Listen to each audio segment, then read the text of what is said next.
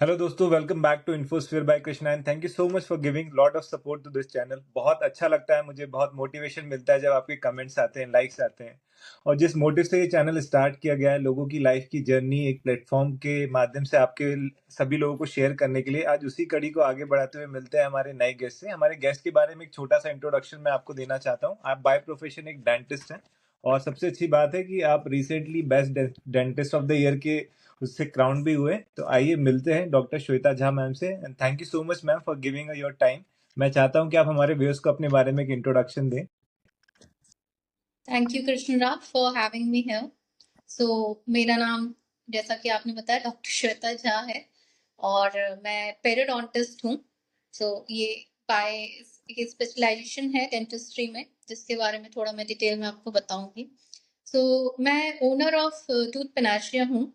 Tooth पेनाशिया एक multi speciality dental clinic है जो कि बैंगलोर में 3 हॉस्पिटल्स में comprehensive oral health care plus medical health care देता है। सो हॉस्पिटल प्रेमाइसेस में हमें, क्योंकि दूसरे मेडिकल प्रैक्टिशनर्स की भी हेल्प मिल जाती है, तो we mostly focus not only on oral health care, overall health care, क्योंकि डेंटल से ही आप पहले खाना मुंह के अंदर डालते हैं तो पूरी बॉडी के अंदर जाता है, तो इट्स ऑल रिलेटेड। मैं अपनी अभी कुछ दिन पहले best dentist of the year Bangalore में क्राउन हुई थी बाय भूमिका चावला जी एंड जी। और मैंने अपनी ग्रेजुएशन की है जयपुर से, Eklavya dental college. Post graduation मैंने सर्जरी में की पेरिडोंटिस्ट ब्रांच में, जो कि वैदेही हॉस्पिटल है यहाँ पे बैंगलोर में, काफ़ी रिनोन्ड है। और मैंने कुछ टाइम इंटर्नशिप की थी, जेआरशिप की थी गंगाराम हॉस्पिटल, काफ़ी रिनोन्ड हॉस्पिटल है न्यू दिल्ली में। And after that I am practising in Bangalore only. Okay ma'am, अभी बात करते हैं जो रिसेंटली क्राउन हुआ है, वो फीलिंग कैसी थी? एक अलग सा रिकॉग्निशन जब हमें मिलता है, लाइक बेस्ट अच्छा dentist of feel the year. था डेफिनेटली। और इस ये अच्छी उपाधि मिलती है तो डेफिनेटली मोटिवेशन मिलता है, बट क्या मोटिवेट होते हैं और आगे और बढ़ने की कामना करते हैं। अच्छा फील था। ओके मैम, जानते हैं लाइक ये इंस्पिरेशन आपको कहाँ से मिला कि मुझे डेंटिस्ट बनना? जनरली होता है लाइक फैमिली बैकग्राउंड है आपका वैसा कि लाइक कोई मेडिकल प्रोफेशन में है ऑलरेडी? नहीं, मेरा फैमिली बैकग्राउंड एक्चुअली पूरा मोस्टली सब इंजीनियर्स ही हैं। मेरे हस्बैंड, मेरे फादर, मेरे ब्रदर सब इंजीनियर हैं। ये एक एक्सीडेंटल मैनिफेस्टेशन कह सकती हूँ। ओके। तो मैं छोटी सी स्टोरी शेयर करती हूँ। हाँ तो जी। बचपन में my father got met with an accident, not major one, minor one. तो ओके। उनका फ्रंट में जो टूथ था उसमें ट्रॉमा था, तो उनके सारे बोन्स में कुछ इश्यू हो गए थे। तब इतनी ज़्यादा अवेयरनेस नहीं थी डेंटल सर्जरीज के बारे में। हम कोटा में रहते थे। कोटा में ही went to one dentist, she told कि सर आपको दिल्ली जाना पड़ेगा, सर्जरी होगी, पेरियोडोंटिस्ट चाहिए, तो आपको दिल्ली में ही ये चीज़ें मिलेंगी, कोटा में कोई एमडीएस नहीं है। बीडीएस डेंटल जनरल डेंटिस्ट होते हैं, एमडीएस इज स्पेशलिस्ट। तो ओके। वहां से हम लोग दिल्ली गए। वहां पे मैं बहुत ज्यादा उम्र नहीं होगी मेरी, 8-9 साल की होंगी मैं। तो उस टाइम हमने दिल्ली में पापा की सर्जरी करवाई। तो मैंने जो वो सेटअप देखा, उन डॉक्टर को देखा, उनका रुतबा देखा, उनके क्लिनिक देखे, सो आई जस्ट विश्ड कि हाँ, मुझे ऐसा ही डॉक्टर बनना है। तो because it I have seen कि उन्होंने कैसे मेरे फादर का पेन एलिवेट किया। तो ये एक इंसिडेंट था। दूसरा, मेरे खुद के दांत टेढ़े मेढ़े थे। तो थोड़ी बड़ी हुई, 13 साल की हुई, तो मेरी मम्मी मुझे जाके ऑर्थोडोंटिस्ट के पास ले गई। तो मेरा एक सेल्फ कॉन्फिडेंस बूस्टअप हुआ जब दांत सीधे हो गए। तो मैंने दोनों चीज देखी कि dentistry is a field where you are not only relieved of pain, it's aesthetic art also where it's gives your boost up your self confidence, right. तो फिर हेल्थ केयर में हमेशा जाना था, ये पहले से डिसाइड था। ब्रांच डेफिनेटली इतना श्योरिटी नहीं थी क्या लेना है। तो when I gave my exam I got the dentistry branch, and slowly slowly मैंने इसको और अपने अंदर एक सेल्फ मोटिवेटिंग फैक्टर देखा कि dentistry is a field where you are having three mixture of things: dentistry, healthcare, art, as well as you are relieving patients with pain. Engineering भी है, इसमें सब कुछ है। So this is also kind of मुझे kick देता है and slowly जैसे आप इस फील्ड में आ गए हो तो आई एम हेल्पफुल, मुझे अच्छा लगता है, it gives you visible effects. Dentistry एक ऐसी ब्रांच है कि आप पेशेंट आया, उसकी शादी होनी है, उसको स्माइल डिजाइन करना है, फेस अच्छा नहीं दिख रहा है, तो दांत ऐसा चीज है कि that will make you makeover, एक मेकओवर देता है। तो that gives you immediate visible effects और पेशेंट फिर खुश होके आते हैं। You relieve patients with pain. दांत का दर्द ऐसा होता है कहीं पे भी आप हो, दूसरा दर्द फिर भी आप एक बार के लिए सह सकते हैं, बट दांत का दर्द ऐसा होता है you can not bear it for more than long. तो जब आते हैं पेशेंट्स, हम चाहे उसको आरसीटी करें, दांत निकालते हैं, जो भी प्रोसीजर्स है, बट जब रिलीव होता है उनका पेन, तो they what the respect they give you, या व्हाट काइंड ऑफ एक जेस्चर जो आता है डॉक्टर्स के लिए, so that gives me immense pleasure. तो सेल्फ सेटिस्फैक्शन है इस चीज। ओके मैम, सबसे अच्छी बात है कि आप लोगों के चेहरे पे एक मुस्कान लेके आ रहे हैं। लाइक जनरली आपने बताया ना, हमारा फर्स्ट इंप्रेशन ही लोग फेस से होता है, और उसमें लोग, जैसे आपने बताया, बहुत सारे लोगों को प्रॉब्लम्स होती हैं कि उनका फेस स्माइल के कारण ही सही नहीं दिख रहा है, टीथ के कारण प्रॉब्लम्स होती है। तो वो फीलिंग्स कैसी रहती है जब पेशेंट्स आपके साथ शेयर करते हैं?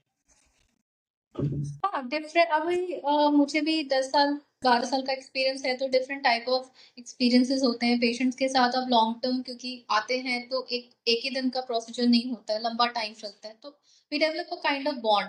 पेशेंट डॉक्टर में बहुत सारी बातें होती है, कॉन्फिडेंशियल भी होती है, कुछ हंसी मजाक की होती हैं।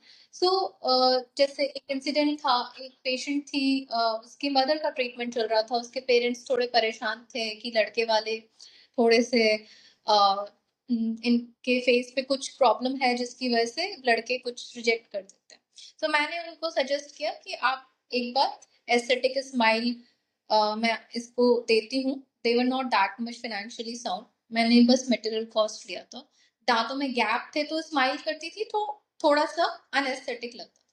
तो जब उनको मैंने ये किया, एस्थेटिक स्माइल बनाई, और तुरंत ही उनकी शादी हुई, वो अपने हस्बैंड के साथ आई, फिर उनकी पूरी फैमिली ही मेरी पेशेंट बन गई। तो ये कुछ एक्सपीरियंस, पेशेंट्स खुश होके आ जाते हैं, तो that is more than enough for us.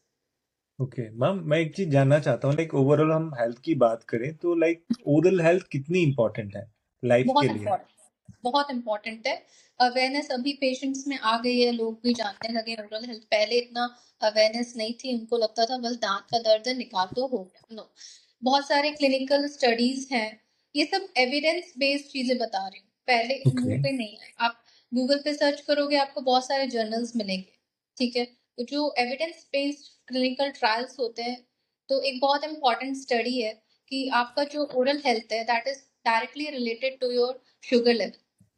अगर आपको डायबिटिक पेशेंट्स मिलेंगे तो उनके गम्स हमेशा स्वॉलन मिलते हैं, उनका ओरल हेल्थ हमेशा खराब होता है। तो दीज ऑल आर स्टडीज।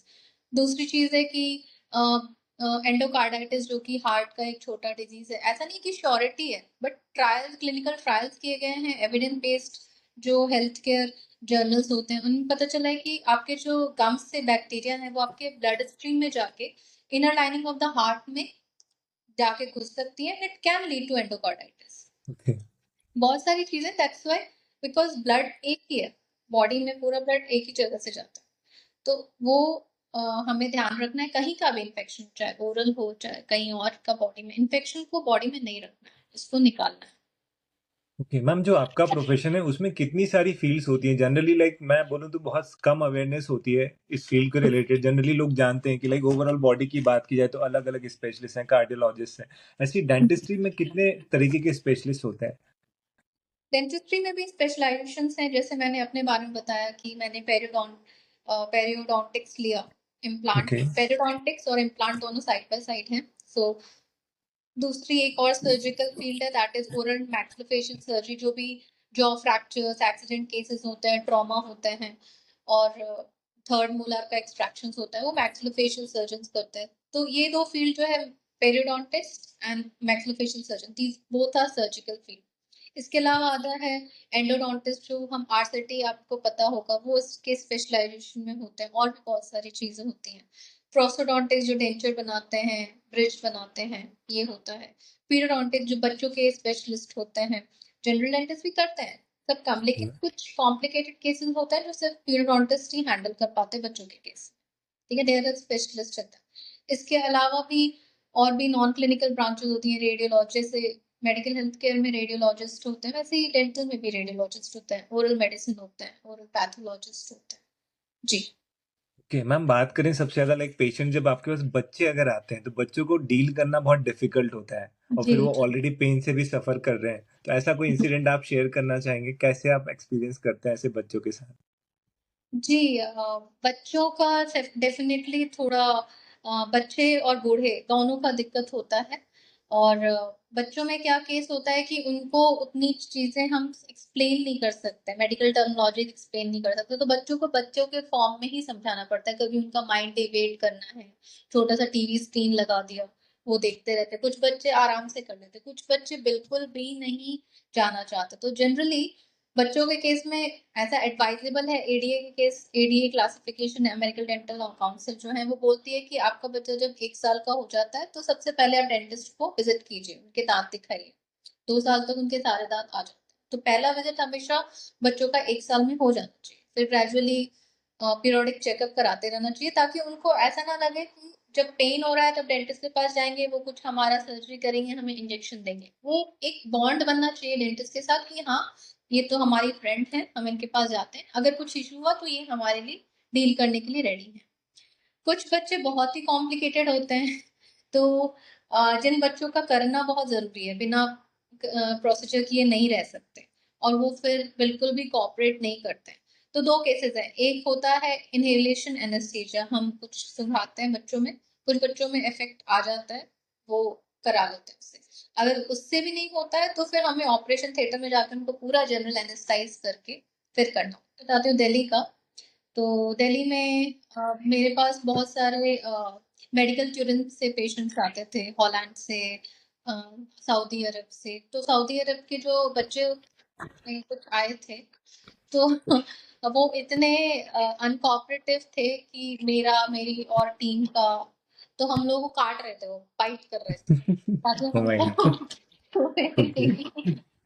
तो ये सब इंसिडेंसेस है, तो हमें थोड़ा टाइम देना पड़ता है। चलो आज नहीं करेंगे, 2-3 बार इनको मिलने देते हैं, थोड़ा इनसे गेट लॉन्ग होते हैं, शायद कुछ टाइम बाद छूने दें हमें। नहीं होगा तो फिर पेशेंट्स कई बार बोलते हैं मैम रहने दीजिए, ऐसे ही हम हैंडल कर लेंगे मेडिसिन देके।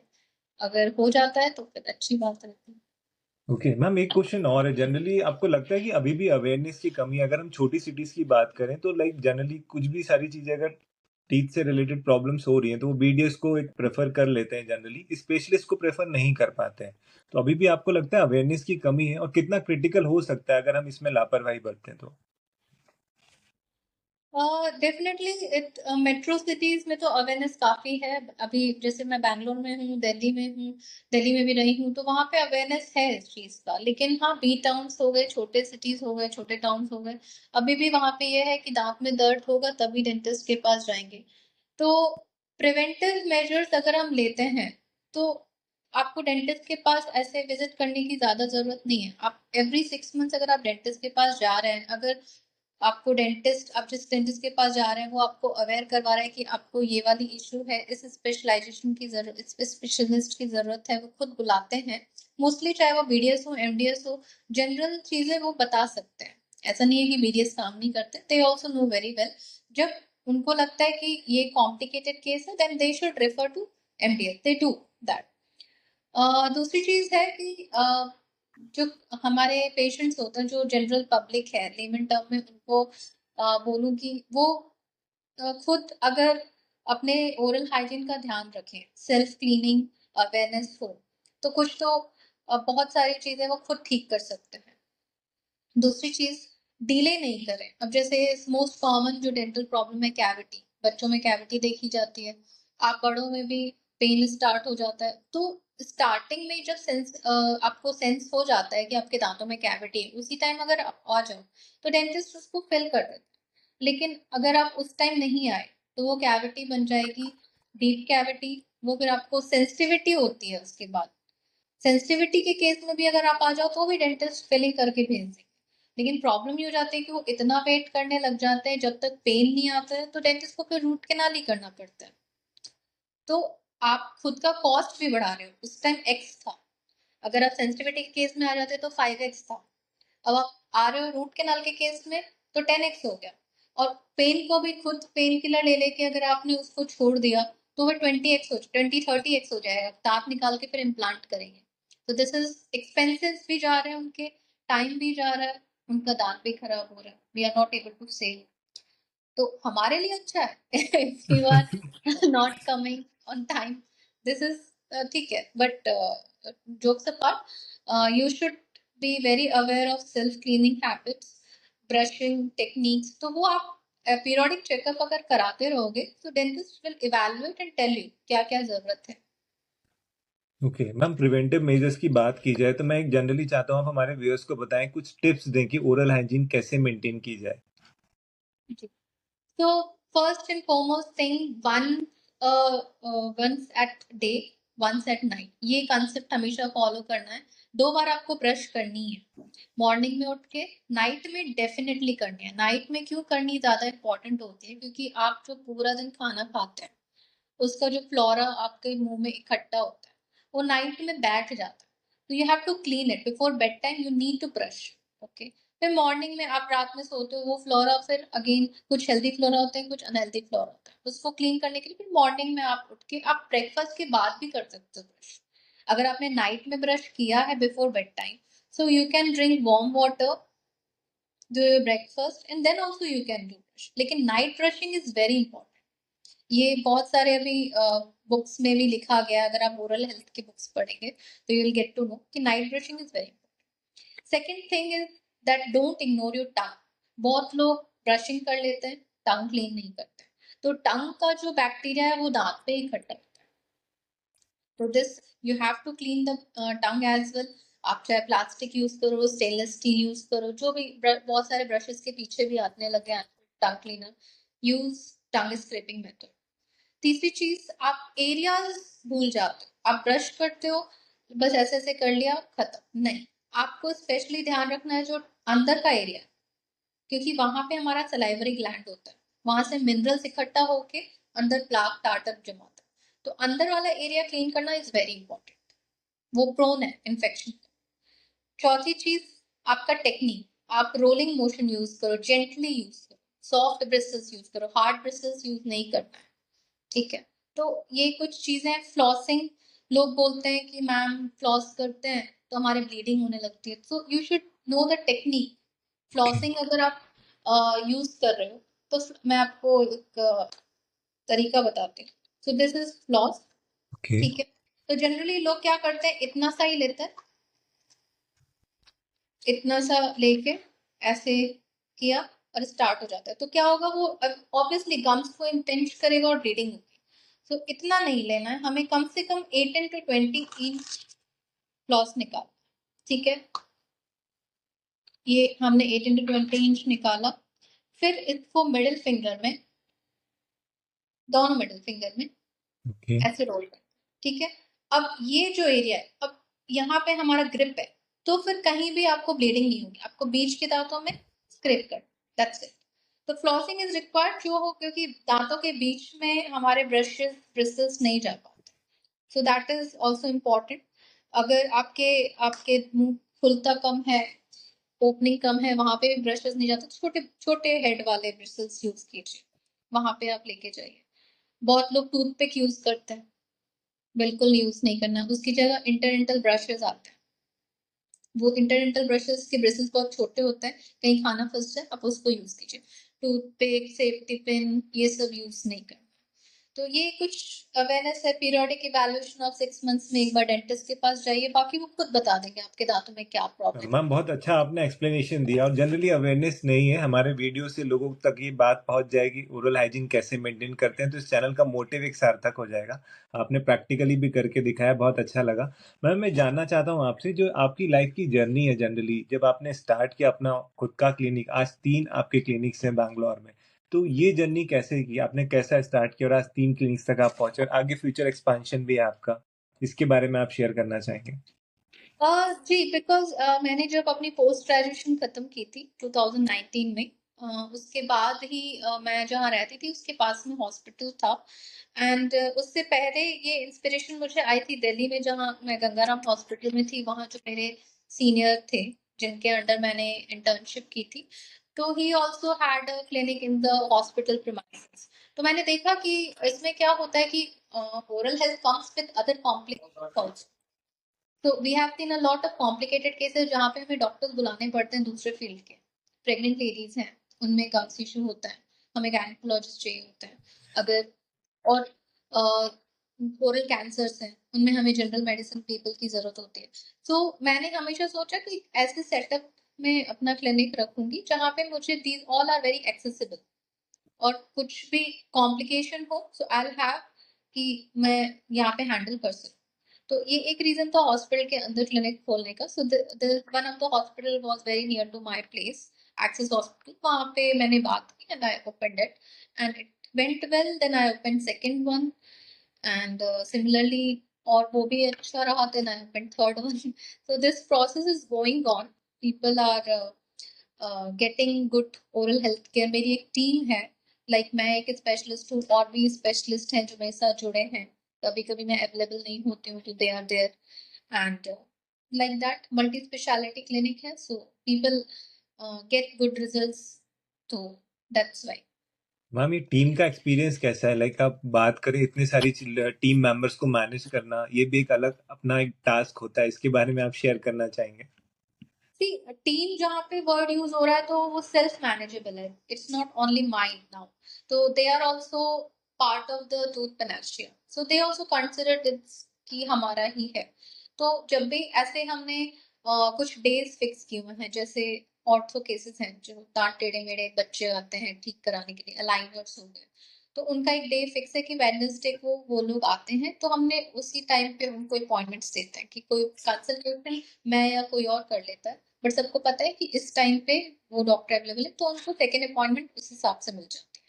कोई कॉम्प्लिकेटेड केसेस हैं तो बहुत सारे डेंटिस्ट हैं जो मेरे साथ जुड़े हुए हैं, they are stay near by, या कुछ नहीं अवेलेबल होता है तो कोई ना कोई और रहता है। तो हमेशा it always is it's necessary to have a team of people अगर आप किसी ऐसे सेटअप में हैं, क्योंकि वैसे ही हम किसी ने कहा था, मैं नाम भूल गई, कि अगर आप ग्रो करना चाहते हो तो आप अलोन वॉक मत करो, make a team and grow in that way, so it's manageable.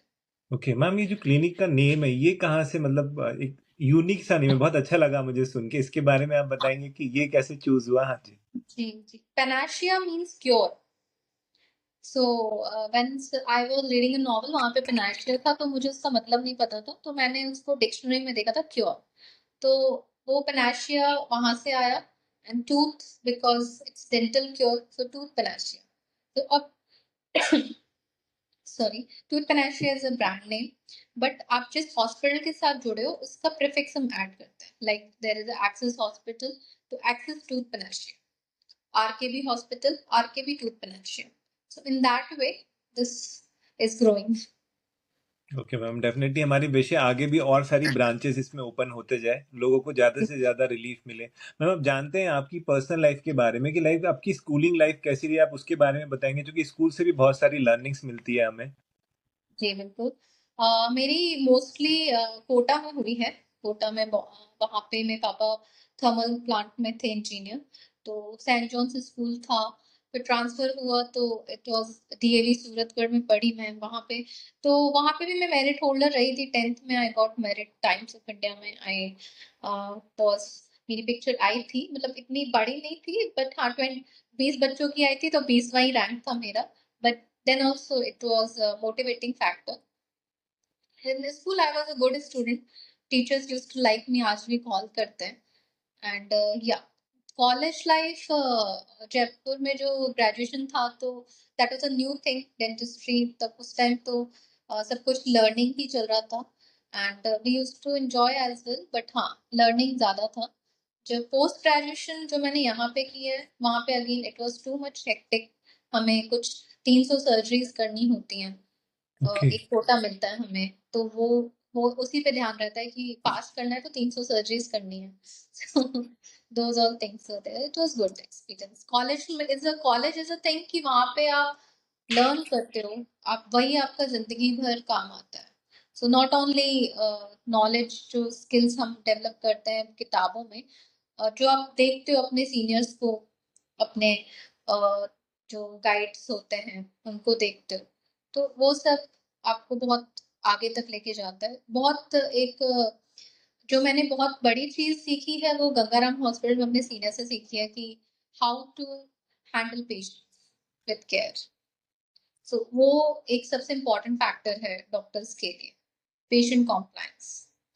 तो नॉलेज स्किल्स मोस्टली सारे डॉक्टर्स के पास होता है, पढ़ के जो पास हो गया है वो नॉलेजेबल ही है, but after coming out of the college जो आप प्रैक्टिस में आते हो, तो how to handle patients with care, that is the most important thing. Definitely ma'am. हम जो कॉलेज लाइफ रही आपकी और जो स्कूल लाइफ रही, बहुत सारे फ्रेंड्स हमारे बनते हैं, तो मैं जानना चाहता हूँ क्या वो फ्रेंड्स स्कूल लाइफ के अभी भी आपसे कनेक्टेड हैं? जी हैं, बिल्कुल हैं, मोस्टली सब बैंगलोर में ही है, सब मोस्टली इंजीनियरिंग फील्ड में है। बहुत ज़्यादा तो सब अपने-अपने लाइफ में बिज़ी हो गए, लेकिन हाँ, कभी मंथ में, 2 मंथ में 1 बार बात हो जाती है। मैम फ्रेंडशिप कितनी इंपॉर्टेंट है लाइफ के लिए? फ्रेंडशिप वेरी इंपॉर्टेंट है, but you have to make a clarity between friends also कि हाँ, this is don't mix up your professional life and personal life together. तो फ्रेंड्स से भी आप बहुत कुछ सीखते हो, मैं भी सीख रही हूँ अपने फ्रेंड्स से, जो मेरे मेडिकल फ्रेंड्स हैं या स्कूल फ्रेंड्स हैं, या और भी लाइफ टाइम में बहुत से फ्रेंड्स मिलते हैं। हम इस सेक्टर में आते हैं, प्रैक्टिस सेक्टर में, वहाँ भी हम कुछ मैं फ्रेंड से मिली जो डॉक्टर्स हैं, हम लोग साथ में बैठ के बातें करते थे कि आगे क्या करना है। तो जैसे मेरा एक क्लिनिक था, उसका भी एक क्लिनिक था, तो हमने एक बार सोचा कि why not to extend it as a branch. She also made it, I also made it. कुछ और फ्रेंड्स हैं, मतलब you should you I think एक मैंने कहीं से सीखा है, किसी फ्रेंड ने ही बताया था कि you should follow ABC concept in friends. A okay. B C. C is like आप जहाँ पे सिर्फ ड्रामेटिक फ्रेंड्स हो, एंजॉय करो, अपनी लाइफ शेयर करो, पार्टी करो, that is C. B business friend, जिनके साथ आप बिजनेस भी कर सकते हो, आप उनके साथ कुछ सीख सकते हो। और ए जहाँ से आप एक्नॉलेजमेंट लेते हो, जहाँ से आप सीखते हो, जैसे जो अप्रोचेबल नहीं है टू बी ऑनेस्ट, वो खुद एक बहुत बड़ी पोजीशन पे हैं, आप उनसे लेकिन सीख रहे हो। सो these all criterias you should follow. Yes ma'am. Ma'am एक बात जानना चाहता हूँ कि लाइक इतना आपका बिजी शेड्यूल रहता है, सारी चीजें, उसमें आपका एक पैशन है जो मैंने आपकी वीडियोस में देखा है, लाइक सिंगिंग, उसके लिए टाइम कैसे निकाल पाते हैं? Singing is coming from genetics, मैंने सीखा नहीं है। ओके। तो वो मेरे घर से, father was a good singer, वो अभी भी गाते हैं, बट तो वो जेनेटिक्स में आ गया। जब भी सिंगिंग एक ऐसी पैशन है कि आप कहीं भी, कार में, घर में, बाथरूम में जहाँ पे मन किया सिंग कर सकते हो। कभी कभी अगर टाइम मिलता है तो मैं वीडियोस बनाना पसंद करती हूँ, मुझे अच्छा लगता है, तो आई जस्ट पोस्ट इट। तो अच्छा लगा कि आपने वो चीज देखी है एंड यू लाइक्ड इट। और मैम मेन चीज आपको क्या लगता है, आप भी अपने फ्रेंड से मिलते होंगे, कि बहुत सारे लोग हैं जो अपना पैशन फॉलो नहीं कर पाते, कहीं ना कहीं अपने प्रोफेशन से रिलेटेड, जिम्मेदारियों से रिलेटेड, आपको क्या लगता है कि पैशन फॉलो करना चाहिए, वो उसे जिंदा हमेशा रखना चाहिए till the last breath of life? See it is a very subjective term, it depends upon person to person. मतलब कुछ लोगों को पैशन फॉलो नहीं करना, उनको पैशन रखना है अपनी लाइफ में। अब एक होता है पैशन, एक होता है हॉबी, एक होता है आपका एम। आप अपने एम के लिए पैशन को मेन फैक्टर नहीं बना सकते। और जिन लोगों का एम और पैशन दोनों सेम है, तो definitely you should not leave your passion. बहुत लोगों को देखा है कि वो किसी प्रेशर में ये चीजें करते हैं, अपने एम को अलग कर लेते हैं, पैशन को अलग कर देते हैं। So that should not be there. मेरा हॉबी है singing, but I never wanted to be a professional singer. that in that way, मैं just एक example दे रही हूँ, but some people are like very uh, passionate about कि इसी field में जाना है, but due to certain kind of social pressure या family pressure they leave it. So that's, I feel that's sad, they should not do that. Okay ma'am, other passion की बात करें, like generally आप travelling के लिए time निकाल पाते हैं? जी जी जी जी। हम मोस्टली एवरी 3 मंथ्स 4 मंथ्स में हम जनरली कहीं ना कहीं ट्रैवल किए थे। अभी लास्ट में कुछ टाइम पहले लेह लद्दाख गए थे, फैमिली ट्रिप थी। So it was a very beautiful experience. I feel आप 3 महीने अच्छे से डट के वर्क करो और फिर कुछ टाइम फैमिली के लिए निकालो। आप डेफिनेटली अपना एम हाई रखो, कुछ करो, अच्छी बात है, बट इन दैट सिनेरियो आपके ट्रैजेक्टरी में जो लोग जिन्होंने आपका साथ कभी नहीं छोड़ा उनको मत भूलो। So that is also very important. That's my personal view. Every person's views differ. Okay ma'am, बहुत सारे डेस्टिनेशन की लिस्ट होती है जनरली, हम लोग लाइक अपने प्रोफेशन के कारण नहीं कवर अप कर पाते हैं। ऐसी कोई लिस्ट है आपकी कि जो अभी भी आपको कवर अप करनी है? नो डाउट बहुत सारे डेस्टिनेशंस होंगे ऐसे, लेकिन फिर भी आप कुछ शेयर करना चाहते हैं? ऐसा कुछ पर्टिकुलर नहीं है। मैं एक्चुअली बहुत ज़्यादा ट्रैवलिंग पर्सन नहीं हूँ, but I like people around me, जो भी मेरे खास लोग हैं, दे शुड बी, मतलब मेरे आसपास अगर कभी भी टाइम मिले तो हम लोग साथ में हों। अब चाहे वो ट्रैवल करें, चाहे वो घर पे बातें करें, चाहे वो पार्टी करें, वो डिफरेंट चीज़ है।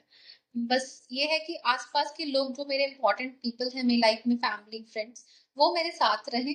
चाहे वो 3 महीने बाद मैं ट्रैवलिंग के पॉइंट ऑफ व्यू से उनको साथ रहूँ, या घर में ही 10 दिन बैठ के हम लोग, तो ट्रैवल डेस्टिनेशन इम्पोर्टेंट नहीं है मेरे लिए, जो साथ में पीपल है दैट इज इम्पोर्टेंट।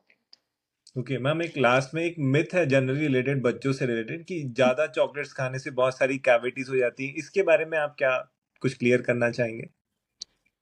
सिर्फ चॉकलेट्स ही नहीं, पोटैटो चिप्स, जितने भी ओके। जंक फूड है, जो भी स्टिकी फूड्स हैं, वो आपके दांतों में चिपक जाते हैं। बच्चे प्रॉपरली रिंस नहीं कर पाते हैं, ब्रश नहीं कर पाते हैं, तो डेफिनेटली वो स्टिकी फूड्स जब दांतों में कहीं भी रह जाएगा, that is a hub of microflora. तो आप चाहे कोई भी शुगरी आइटम खाओ या जंक खाओ, अगर आप उसको क्लीन नहीं कर रहे हो, अगर चॉकलेट खाया भी, too much of anything is bad. But sugar क्या है कि शुगर कार्ब्स जो होते हैं, that is a attraction for micro organisms. वो डीके होके दांतों को माइक्रो ऑर्गेनिजम्स का हब बना देते हैं। तो that is the main thing. Cleansing is important. आप खा रहे हो ठीक है, बट क्लीन करो। खा रहे हो तो अभी ऐसा नहीं कि डेली 4-5 खा, हिसाब से खाओ, बट क्लीन करो। दूसरी एक इम्पॉर्टेंट चीज मैं शेयर करना चाहूंगी, आजकल मैंने टीनेजर्स में भी देखा है, एक तो एडवर्टाइजमेंट्स। हेल्थ केयर में कभी भी एडवर्टाइजमेंट्स पे नहीं जाना चाहिए।